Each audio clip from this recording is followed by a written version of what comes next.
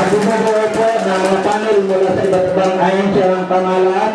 Sa mga kababayan ko sa bayan ng Gloria, sa mapagpalayang umaga po ang ipinapabot ko sa inyong lahat. Una po ay pasasalamat sa papadesis niyong pagsuporta sa inyong mga lingkod mula 1998, 2001, 2004 at 2010 elections.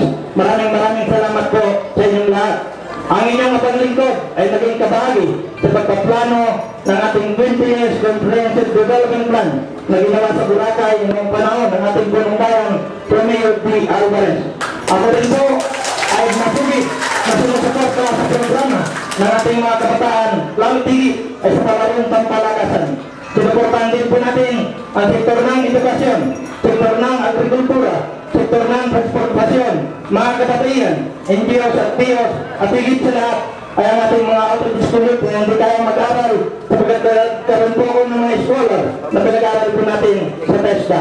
At kung sakaling ako inyong muling pagtitiwalaan, pinilin ko po sa magiging punong bayan at pangalawang punong bayan na muli akong ibalik sa komitiba ng edukasyon sapagkat para may pagpatuloy ko muli ang ating mga programang nagawa na at gagawin pa sa ating mga paaralan, lalo tigit sa ating mga mag-aaral.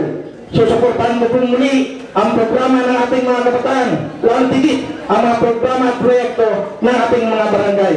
At hilingin ko rin po sa kanila na hawakan ko ang komitiba ng social services na mga ngalaga sa kapakanan ng ating mga kababayan, NGOs at POs, mga kabataan. At ako po ay magkikipag-ugnayan sa TESDA at Technology Livelihood Development Center upang imbitahan sila na magkaroon ng pagsasanay para makatulong po sa pangkabuhayan ng ating mga kababayan.